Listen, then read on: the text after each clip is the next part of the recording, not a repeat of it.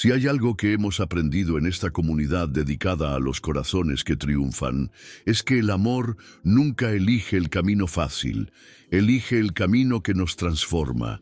La historia de Isa y Alejandro, que están a punto de leer, no es solo un romance sobre mundos opuestos que chocan, sino un épico sobre cómo la terquedad pura y un sentido inquebrantable de justicia pueden romper castillos construidos sobre privilegios y hielo. Para Isa, la vida era una sinfonía de olores fuertes. El almidón fresco de la lavandería de sus padres, el aroma picante del cilantro y el limón de la taquería, y el sudor honesto de un día de trabajo duro. No tenía tiempo para los dramas de la élite, ni los quería. Su única ambición era mantener la cabeza en alto, los brazos firmes para ayudar y, sobre todo, nunca agachar la cabeza ante nadie. Era una vida simple, sí, pero era suya, era real, y estaba construida sobre la verdad. La familia García vivía y respiraba el trabajo duro. La taquería, anidada en un rincón vibrante y ruidoso de la ciudad, era el escenario donde la personalidad de Isa realmente brillaba. Ella no era solo la chica que entregaba los pedidos. Era la fuerza motriz detrás de las sonrisas, la defensora de cualquiera que se sintiera agraviado, incluso si era solo un cliente quejándose de un precio.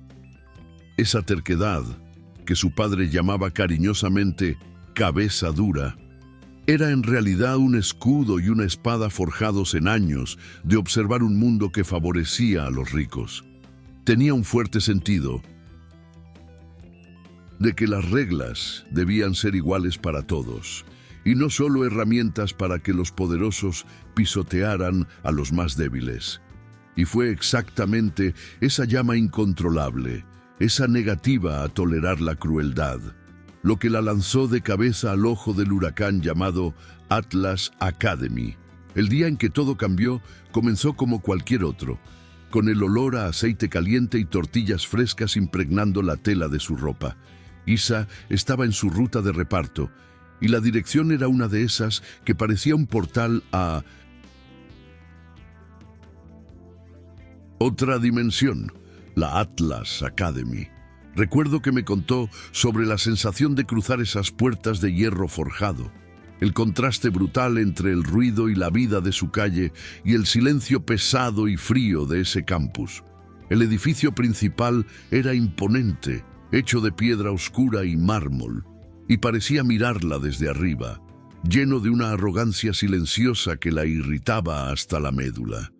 Estaba subiendo la última escalera para dejar un pedido cuando vio la sombra, desplazada, en el tejado. No era un conserje ni un guardia, era un chico delgado, acurrucado en el borde, con el viento moviendo la tela suelta de su uniforme perfectamente caro. Fue un instante, pero Isa vio la desesperación pura, esa mirada de quien ya se había rendido, y su estómago se revolvió. Sin pensar en reglas, seguridad o el peso del paquete de tacos que llevaba, lo soltó todo y corrió. Subió las escaleras prohibidas, ignorando carteles de acceso restringido, y gritó, no una frase de libro, sino algo real, un grito de auxilio que venía del alma. Fue esa interrupción inesperada, ese momento en que la realidad de la taquería colisionó con la cruel fantasía de la élite, lo que rompió el hechizo y salvó la vida del chico, exponiendo la podredumbre del bullying que la escuela escondía bajo la alfombra. El rescate fue un caos, y el incidente voló a todos los titulares, pintando la Atlas Academy como un nido de víboras donde el dinero compraba el derecho a torturar a los más débiles. La reputación de la escuela, esa fachada intocable, estaba hecha trizas por culpa de una repartidora de tacos con un corazón enorme y sentido de urgencia. Necesitaban un control de daños y su solución fue tan fría como predecible: transformar a la heroína en mascota. una beca completa. Isa se rió de forma amarga cuando recibió la propuesta, sintiendo el asco de esa caridad calculada. Ella no quería la beca, odiaba todo lo que Atlas representaba, ese cinismo envuelto en seda, pero el rostro de sus padres la hizo detenerse. La vida real no es un romance adolescente, está hecha de cuentas e incertidumbre futura. Sus padres, con los ojos llenos de gratitud y esperanza, le rogaron que aceptara. Isa, es un futuro que nunca podríamos darte, es nuestra oportunidad de respirar. La presión de la familia y el peso de la oportunidad eran gigantescos. Vio el cansancio en las manos de su madre y el orgullo sufrido de su padre, y su resistencia cedió.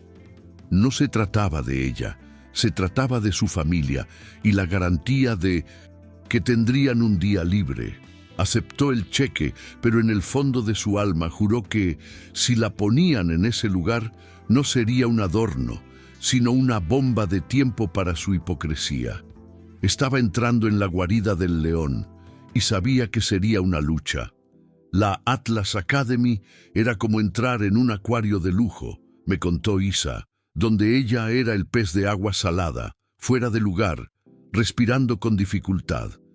El primer día, el aire allí no olía a almidón o limón, sino a perfume caro, a desinterés y a poder. Antiguo.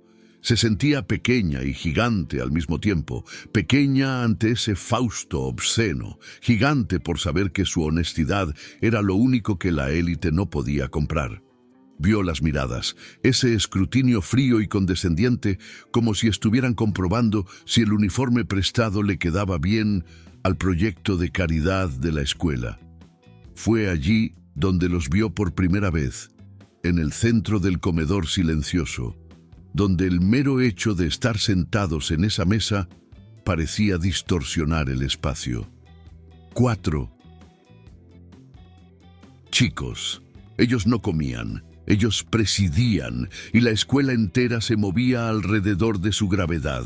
Ellos eran los soberanos, y el nombre no era una exageración, era la cruda verdad de ese lugar.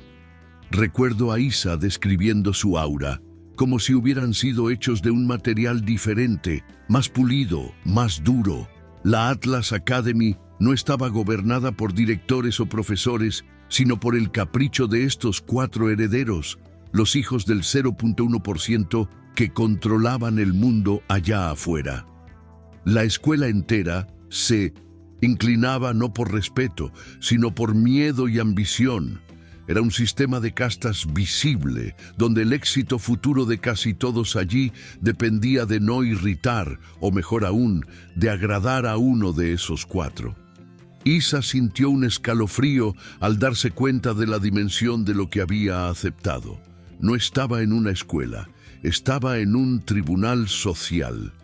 El líder era, por supuesto, Alejandro de la Torre, el heredero del grupo Atlas, dueño de todo, incluido el suelo que pisaba.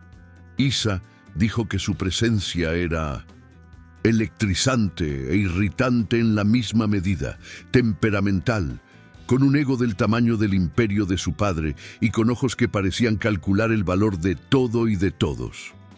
A su lado estaba Julián Romero, el nieto del estadista.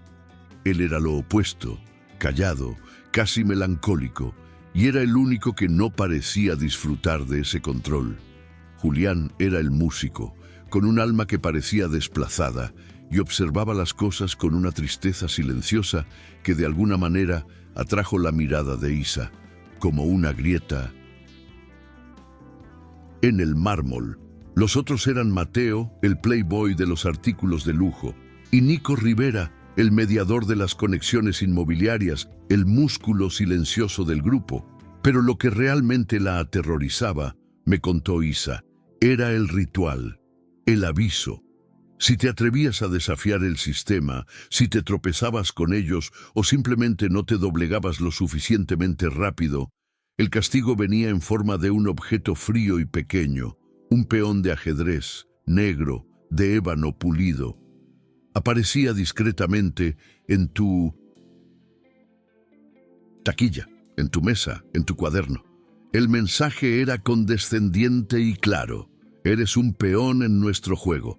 El negro, el lado adversario, significaba que estabas marcado, que tu existencia allí era desechable y que toda la escuela tenía licencia para atormentarte, sin que nadie, ni siquiera los profesores, moviera un dedo. Era la señal oficial del ostracismo. E Isa se dio cuenta de que ese peón era más poderoso que cualquier director. En medio de ese desierto social que era la Atlas Academy, donde las miradas eran más frías que el mármol del suelo, Isa encontró una pequeña dosis de humanidad en Ana López. Ana era otra becada, pero a diferencia de la terquedad combativa de Isa, ella era nerviosa. Siempre parecía encogida, como si esperara el próximo golpe. Su amistad nació de la necesidad mutua de tener a alguien con quien respirar. Una complicidad silenciosa que se manifestaba en los almuerzos rápidos y silenciosos en el rincón más alejado del comedor, lejos de la mesa de los soberanos. Era el único momento en que Isa sentía que podía bajar la guardia, un refugio precioso que le impedía sucumbir a la soledad abrumadora. Esa burbuja de paz, claro, tenía fecha de caducidad. El destino, o quizás la ley de Atlas, exigía que la tranquilidad se pagara con drama, y el pago llegó en una tarde gris, en forma de un vaso de jugo de arándano. La escena ocurrió en el pasillo, ese punto de paso obligatorio donde los soberanos se movían como reyes en procesión. Ana, ya tensa y torpe,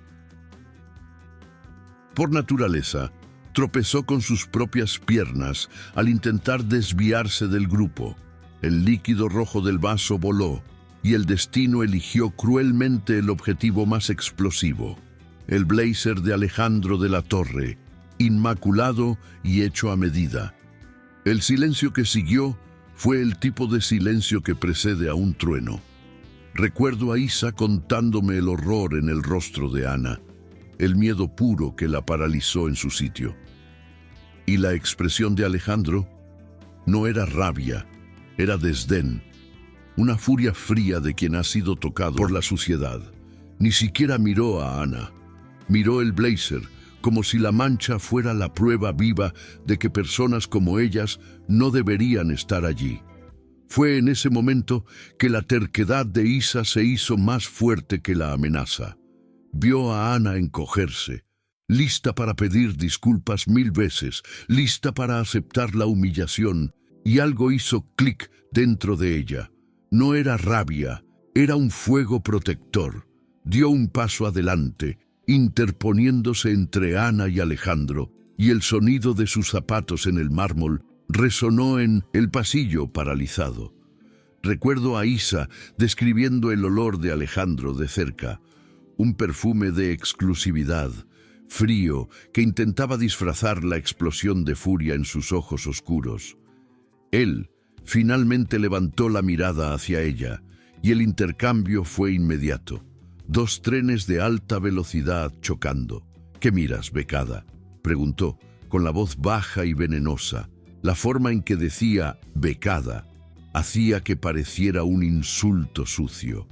Isa sintió el calor subir a su rostro, y el miedo se evaporó. Por la indignación, miró la mancha roja en el blazer, que, seamos honestos, podía lavarse en 5 minutos, y luego miró el alma vacía en sus ojos. Dijo, con una voz sorprendentemente firme: estoy mirando a alguien que nunca tuvo que limpiar su propio desorden y que cree que un poco de jugo es el fin del mundo, porque nunca ha visto un problema de verdad. Eres mimado y arrogante, Alejandro. Ella tropezó. Pide a tu tintorería que lo lave, en lugar de asustar a una chica que se está muriendo de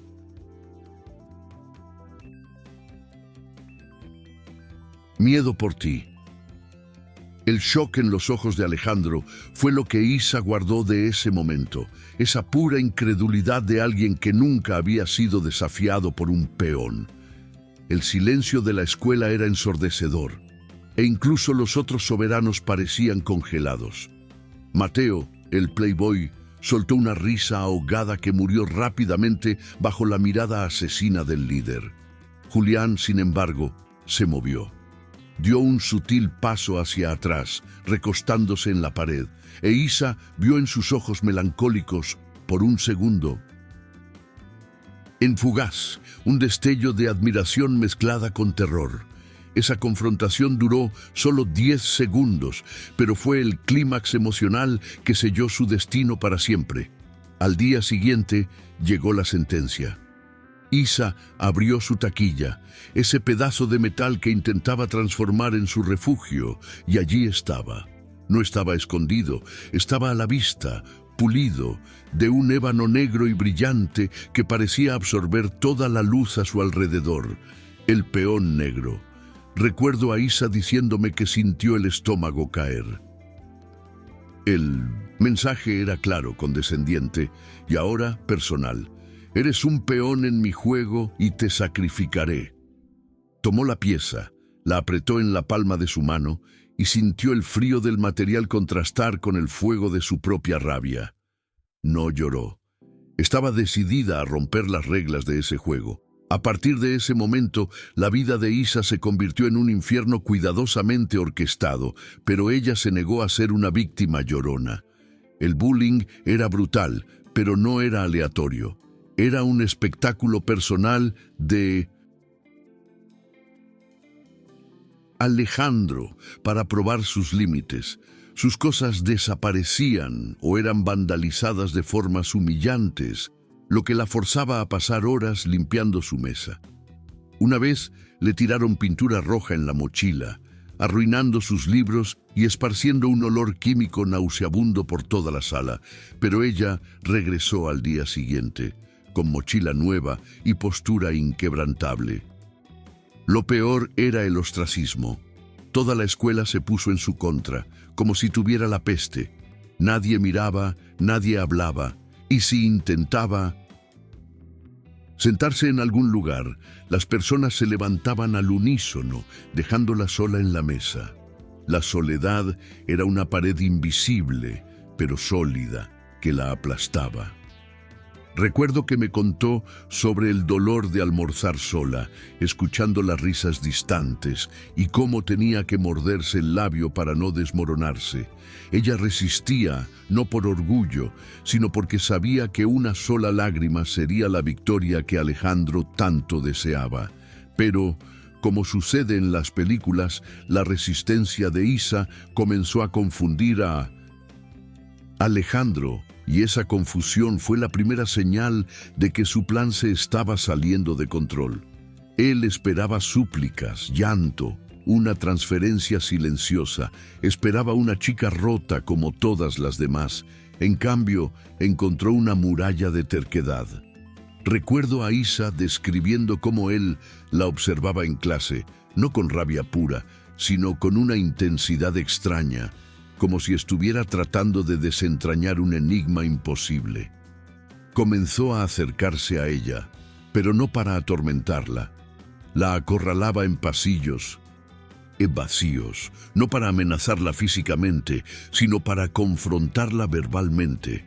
¿Por qué no te rindes, García? Sabes que no perteneces a este lugar. La desafiaba, la voz ronca de una frustración no dicha. E Isa siempre tenía una respuesta afilada. Porque a diferencia de ti, de la torre, yo sé lo que es luchar por algo. Me gané mi lugar aquí. Tú naciste en él. Esos intercambios de pullas, siempre cortos y llenos de electricidad, eran los únicos momentos en que su soledad se rompía, y ella sentía la adrenalina de la batalla. En ese período de aislamiento brutal, cuando toda la escuela era un campo minado, la única pausa, el único alivio, venía de las miradas silenciosas de Julián Romero. Él nunca hablaba con ella abiertamente dentro del campus, pues el castigo por desafiar a Alejandro era severo, pero sus gestos eran pequeños rayos de sol en días de tormenta. Un día, en el comedor, cuando todos se habían alejado y la mesa de Isa estaba visiblemente vacía, ella se giró y encontró una nota doblada debajo de su bandeja. Era una sola línea manuscrita con la letra elegante de Julián. No te rompas, eres lo único real aquí. El corazón de Isa se aceleró. No era solo validación, era la primera semilla de una atracción que representaba la paz. El enamoramiento por Julián floreció en ese terreno de amabilidad sutil y rebeldía silenciosa, y él comenzó a actuar para conquistarla de verdad. Recuerdo que me contó que la abordó discretamente después de la clase de música, usando la excusa de tener un material extra sobre historia que ella se había perdido. Mi chofer puede llevarte a casa y podemos parar en algún lugar si quieres hablar sobre eso, sugirió, con la voz baja y una mirada que decía, yo soy seguro. Isa, cansada de la adrenalina tóxica, aceptó la invitación a un café lejos de la escuela. Esos encuentros se convirtieron en el refugio de Isa. Julián no hablaba sobre los soberanos o sobre Atlas.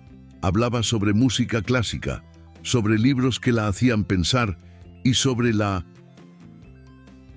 frustración de nacer con todo, pero sin alma. Visitaron un museo pequeño, se sentaron en un parque y en cada salida su atracción por él crecía. Él era el príncipe melancólico, el único soberano que aún tenía corazón, y él la miraba con la paz de quien la veía, realmente la veía. Isa se esforzaba por alimentar ese sentimiento, aferrándose a la idea de un amor fácil y bueno. Alejandro, con su obsesión creciente por romper a Isa, percibió la química sutil, las miradas intercambiadas y las sonrisas furtivas entre Isa y Julián, y eso lo encendió de una manera que no podía entender. No era solo la cuestión de que ella fuera un peón rebelde, era el hecho de que se atreviera a interesarse por otro soberano y de ser notada por él. Los celos, un sentimiento completamente nuevo y repugnante para el heredero mimado, comenzaron a corroer su odio. Recuerdo a Isa contándome que, de repente, el bullying de Alejandro parecía más personal, más dirigido a separarla de Julián que a simplemente romper su espíritu. Comenzó a perseguirla con una frecuencia aún mayor, pero ahora había una nueva capa de tensión. Era como si el bullying fuera solo una excusa para estar cerca de ella, para sentir la fuerza de su resistencia. Tu amiguito, el poeta, cree que puede salvarte, García. Él no es más que una oveja entre lobos, se burlaba, apretándola contra la pared en un pasillo oscuro. Pero en lugar de alejarlo, el cuerpo de Isa reaccionaba, una traición física que la confundía. Su olor, la proximidad peligrosa, causaban un escalofrío eléctrico. Aquel día el aire se puso pesado e Isa sintió la respiración de Alejandro en su cuello. Estaba destinado a ser una amenaza, pero parecía algo más, algo denso y prohibido. Podía ver la lucha en sus ojos, la rabia de quien no conseguía dominar y la atracción inesperada que lo hacía temblar. Tú eres irritante, susurró, pero la palabra irritante sonaba casi como deslumbrante en su voz ronca. Isa, con la garganta seca, respondió, y tú eres patético, Alejandro, un matón que necesita secuaces. La pelea terminó, pero el fuego había sido encendido. La atracción entre ellos, nacida de la hostilidad y la proximidad peligrosa, era innegable. No era el amor romántico y gentil que ella esperaba de Julián. Era una explosión volcánica, una fuerza destructiva que ambos intentaban negar, pero que los tiraba más cerca. Se odiaban, sí, pero su odio era la forma más intensa de conexión que Alejandro jamás había experimentado. E Isa sentía una pasión que la aterrorizaba. El punto de ruptura llegó en una noche de sábado, durante una fiesta obligatoria de la Atlas Academy en la mansión de Mateo, donde la élite se reunía para exhibir su riqueza. Isa estaba allí solo para mantenerse visible y mostrar que no había huido. Se sentía sofocada por el olor a dinero y champán.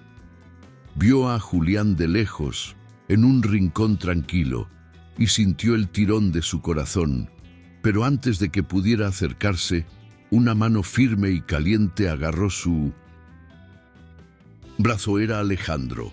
La arrastró al invernadero de cristal en la parte trasera, un lugar húmedo y cálido, lleno de orquídeas exóticas. El olor a tierra mojada y flores sofocadas era un cambio bienvenido, pero el aire allí se volvió inmediatamente más denso, casi irrespirable por su presencia. ¿Qué crees que estás haciendo, García? ¿Yendo a consolar a tu poeta? Siseó, los ojos oscuros ardiendo con una furia posesiva que no era racional. Isa estaba cansada de ese juego. Voy a donde quiera, de la torre.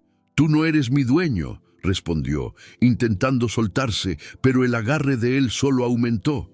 Te crees tan justa, tan moralmente superior, pero estás aquí, bebiendo nuestro champán, aceptando nuestra limosna.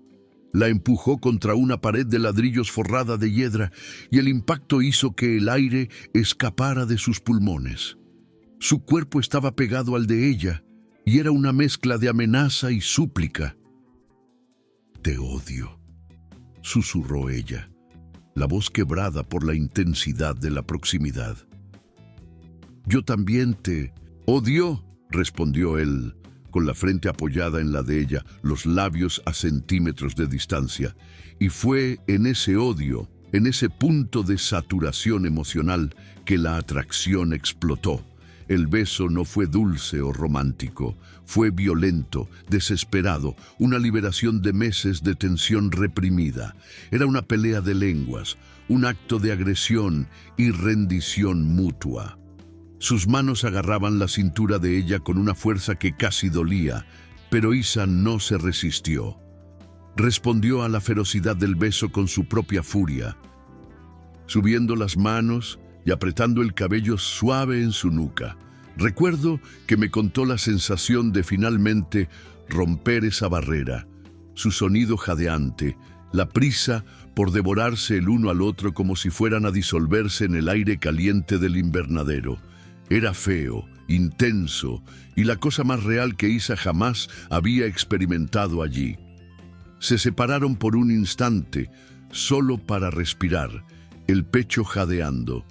Alejandro la miró, los ojos desorbitados por el shock y el deseo, y luego, sin decir una palabra, la besó de nuevo, más profundamente. Ese primer contacto físico era una confesión silenciosa de su fijación por ella. Él la levantó, sin esfuerzo, y la sentó en una encimera de jardinería, apartando los maceteros para abrir espacio, y ella envolvió las piernas alrededor de su cintura. La mano de Alejandro se deslizó bajo su camisa, su piel, caliente y urgente, quemándola de ella. Recuerdo a Isa contándome que no había delicadeza, solo la necesidad brutal de tocar, de sentir lo que estaba debajo de la armadura de ambos. Él la besó en el cuello, descendiendo, y ella gimió, un sonido que la avergonzó, pero que también la liberó.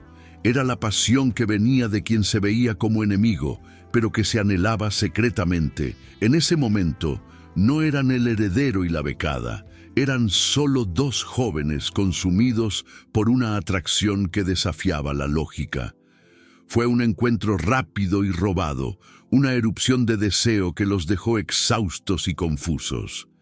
Se separaron, los labios hinchados, la respiración pesada, y el silencio era tan vergonzoso como la intensidad de lo que acababa de suceder. Alejandro no podía mirarla a los ojos. «Esto no significa nada, García», tartamudeó, limpiando la esquina de su boca con el dorso de la mano, la voz aún ronca. Pero no se alejó completamente. Su mano todavía revoloteaba, protectora y posesiva en su cintura. Isa estaba paralizada, sintiendo la traición de su cuerpo, pero también la adrenalina de haber probado el fuego. «Claro que no», mintió. la voz tan firme como antes de salir tambaleándose del invernadero, dejándolo solo en medio de las orquídeas.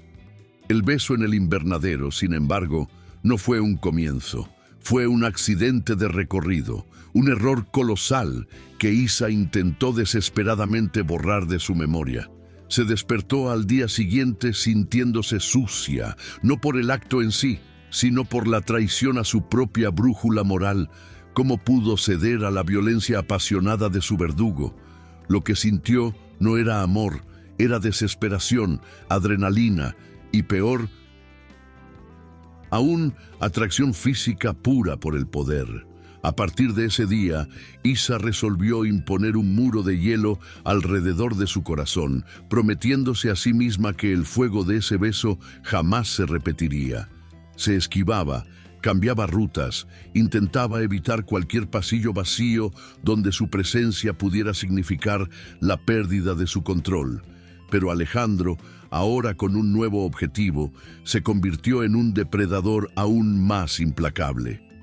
Esa resistencia forzada y la culpa intensa solo hacían que Isa buscara refugio más desesperadamente en la paz que Julián ofrecía. Mientras que el contacto con Alejandro la había dejado con el estómago revuelto por la culpa y la adrenalina, la simple presencia de Julián, con su naturaleza tranquila, era un bálsamo. Intensificó la búsqueda de la compañía del músico, apreciando activamente su amabilidad y la tranquilidad que él representaba, como si intentara convencerse de que él era el camino correcto, el puerto seguro. Sin embargo, incluso en la seguridad de esta relación creciente, la atracción por Alejandro seguía siendo el fuego prohibido que la consumía en secreto, y esa terrible duplicidad la estaba destruyendo. Todo en Julián era lo que Isa debería querer: la bondad, el respeto, la admiración mutua, la seguridad.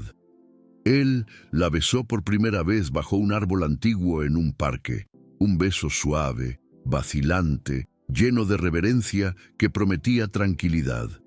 Isa respondió, intentando forzar el encaje, diciéndose a sí misma: «Es esto, es el amor verdadero que me salva». Él, sin embargo, en cada beso gentil de Julián, sentía la ausencia del fuego, de ese peligro eléctrico que la consumía en secreto, y la culpa por esa falta de intensidad la perseguía.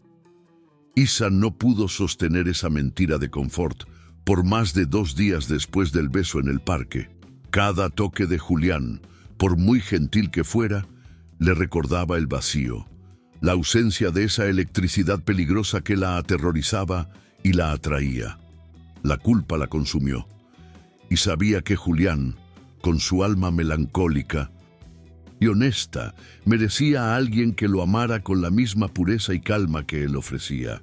Lo citó para un encuentro en la biblioteca al final de la tarde, un lugar seguro, donde los estantes oscuros y polvorientos amortiguaban las palabras. Isa me dijo que las palabras salieron difíciles, llenas de lágrimas que vinieron no por la pérdida de él, sino por su propia y aterrorizante confusión. «Eres demasiado bueno para mí, Julián.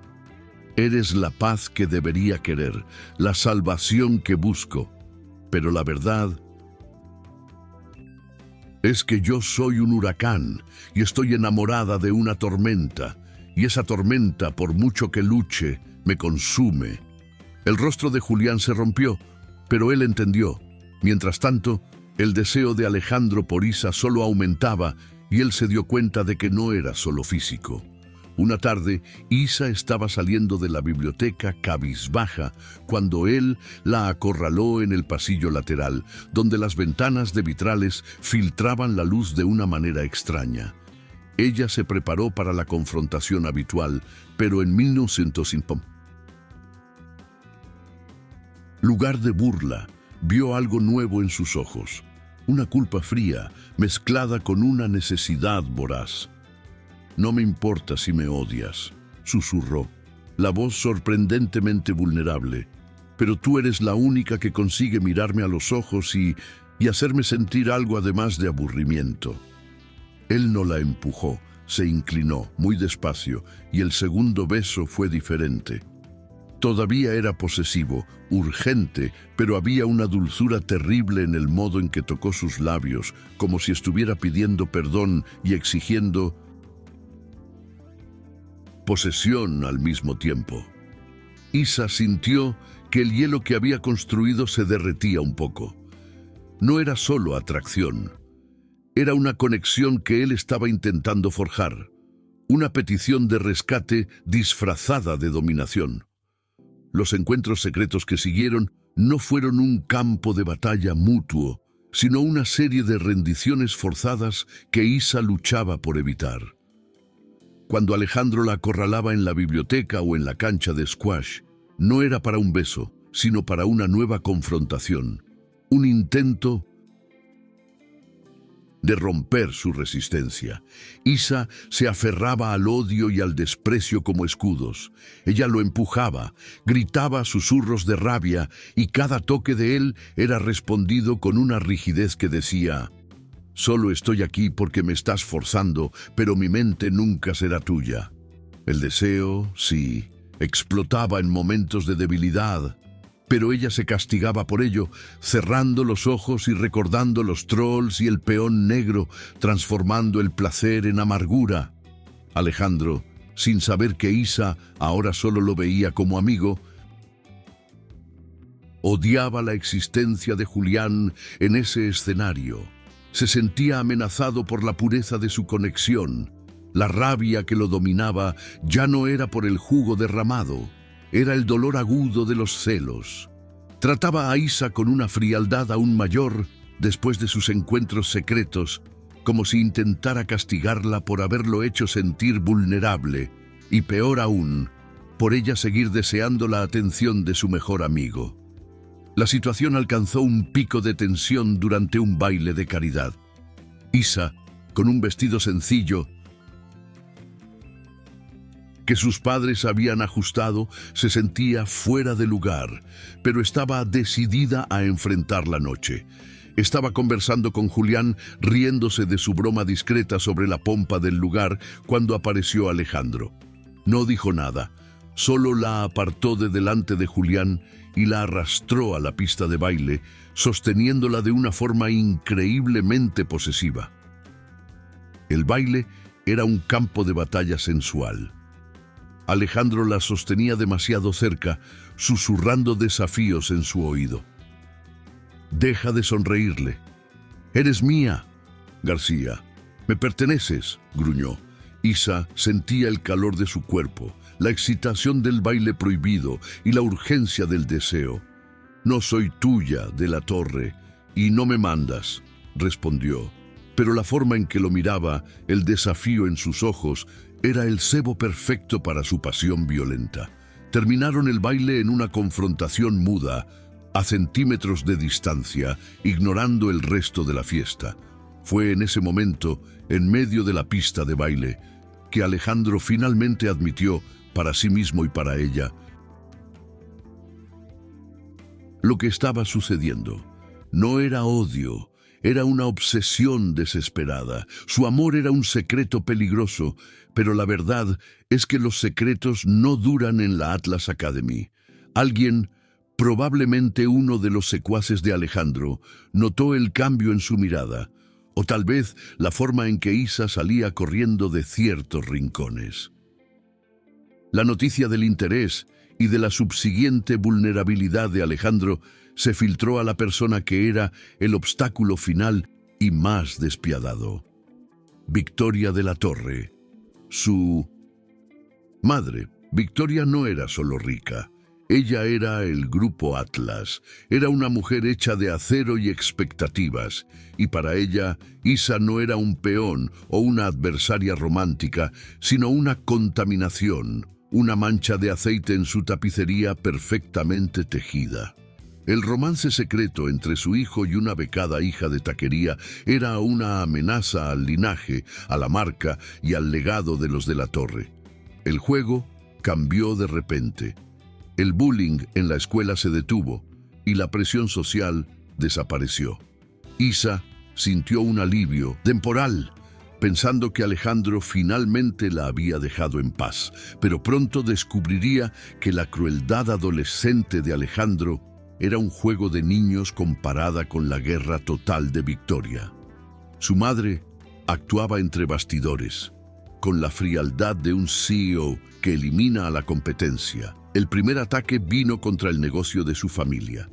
De repente, la taquería García comenzó a ser blanco de inspecciones sanitarias rigurosas y aleatorias, multas imposibles y una burocracia sofocante que amenazaba con cerrar las puertas. Recuerdo a Isa contándome la desesperación de ver los ojos de sus padres llenarse de pánico, el miedo real de perder todo lo que habían construido. No había peones negros ahora. Había abogados y papeleo oficial. Isa confrontó a Alejandro, furiosa, en el estacionamiento de la escuela. «Tu madre está haciendo esto, está intentando destruir la vida de mis padres», gritó, las lágrimas corriendo por la rabia e impotencia. Alejandro, por primera vez, parecía devastado e impotente. Sabía que era verdad, pero estaba atrapado. Él era el heredero, y desafiar a Victoria era desafiar el propio ADN de su imperio. «Yo no le pedí que hiciera esto, lo juro, Isa, voy a detenerlo», prometió desesperado, agarrando sus brazos. Pero Isa lo empujó lejos. «No puedes detenerlo, solo eres su chico mimado. No eres un hombre, Alejandro, eres una propiedad». La frase lo golpeó como un disparo, y él se tambaleó hacia atrás, su expresión una mezcla de dolor y vergüenza que ella nunca había visto. La guerra de Victoria escaló. Comenzó a difundir rumores falsos sobre el pasado de la familia de Isa, usando su vasta influencia en los medios para pintar a los García como oportunistas y criminales mezquinos.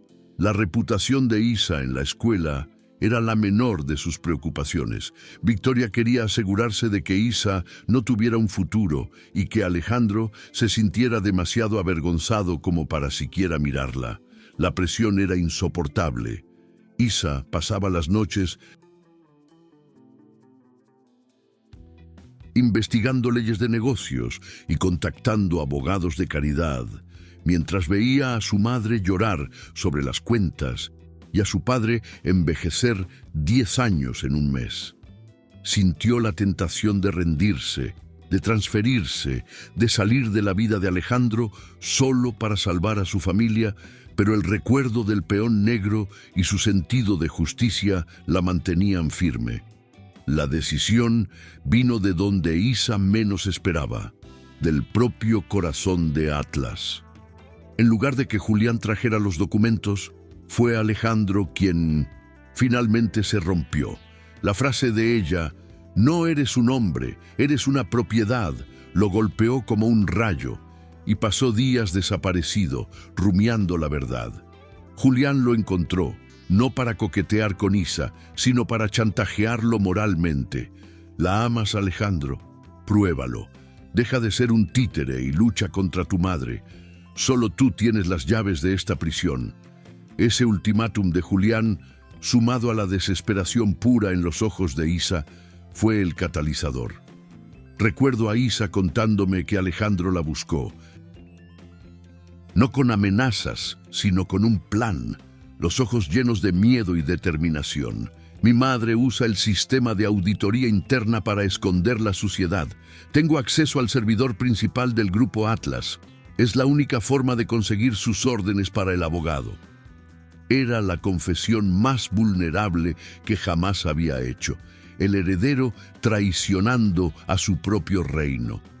El plan era arriesgado, una traición a todo lo que su nombre representaba, pero el fuego en sus ojos ahora era el fuego de la lucha, no de la arrogancia. Esa misma noche, mientras Victoria estaba en una cena de negocios, Alejandro usó la contraseña maestra de su padre. Isa me dijo que esperó despierta, sintiendo el terror y la esperanza a partes iguales.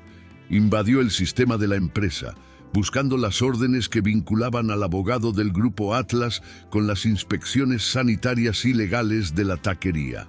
La tensión era palpable. Si era atrapado, sería desheredado, pero continuó, movido por la imagen de los padres de Isa siendo destruidos por su propia familia.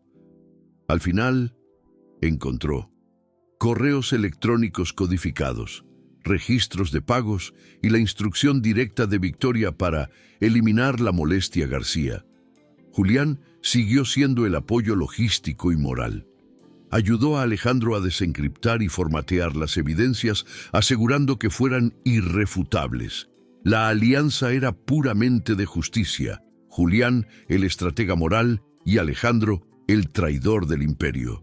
El triángulo amoroso había muerto, transformándose en una trinidad de resistencia, donde la lealtad de Alejandro a Isa superó el miedo a su madre. Estaba finalmente eligiendo ser un hombre. La confrontación final fue programada en la reunión de emergencia del Consejo de la Atlas Academy. Alejandro estaba allí, ya no pálido y rígido, sino con una determinación fría. Estaba al lado de su madre, Victoria, que exhalaba su autoconfianza habitual, ciega a la inminente traición de su propio hijo. Isa entró en la sala, no como la becada intimidada, sino como la terca hija de la taquería, sosteniendo la carpeta de evidencias que Alejandro había arriesgado todo para conseguir. Isa expuso el plan de Victoria, citando los documentos que el heredero del Grupo Atlas había descubierto. Les mostró a todos las órdenes firmadas por Victoria para acosar ilegalmente un pequeño negocio familiar. No voy a renunciar a mi beca, ni a mi familia, ni a mi carácter, señora de la Torre, declaró Isa, su voz temblando, pero inquebrantable. Su propio hijo expuso su corrupción. El juego ha terminado, y yo no soy el peón, soy la reina, y el rey está de mi lado. La humillación de Victoria fue pública e irreversible, no fue derrocada, pero su poder fue expuesto y temporalmente contenido, obligándola a retroceder y anular las multas contra la taquería García, bajo la amenaza de un escándalo aún mayor. Pero el verdadero clímax no fue la victoria legal, fue la mirada entre Isa y Alejandro. Él no solo la miró, él asintió, un reconocimiento silencioso de que él había elegido el camino de la verdad, quemando todos los puentes hacia su trono. Cuando la puerta se cerró y se quedaron solos en el pasillo, la tensión entre ellos era tan fuerte que Isa sintió que podría desmayarse. Alejandro se acercó, los ojos llenos de admiración, arrepentimiento y un amor puro, finalmente despojado de arrogancia. La abrazó, no con la fuerza posesiva de antes, sino con la ternura desesperada de quien casi pierde todo. Lo siento mucho, por todo. Eres la única cosa que me hizo querer ser mejor. No. Soy digno de ti, Isa, susurró en su cabello.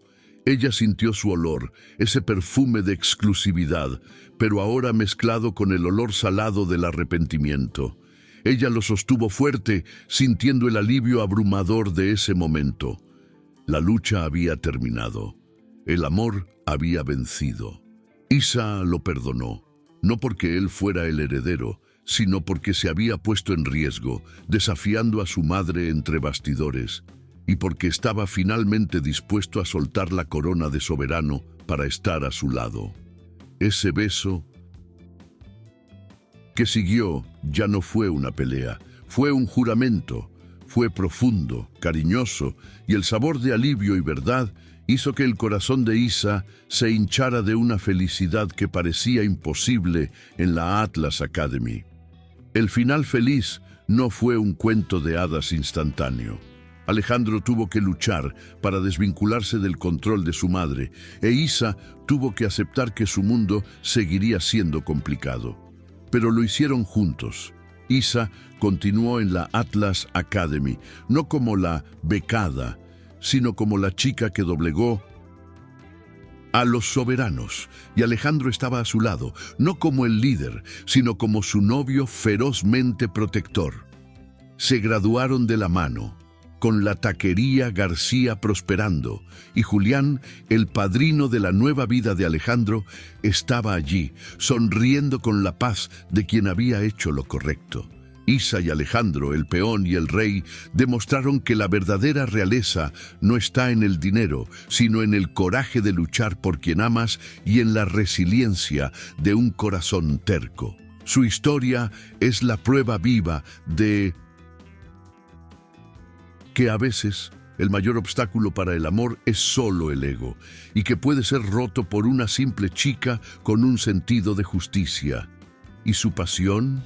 Esa nunca disminuyó. Recuerdo a Isa contándome que la única cosa más intensa que la rabia de Alejandro era la forma en que él la amaba.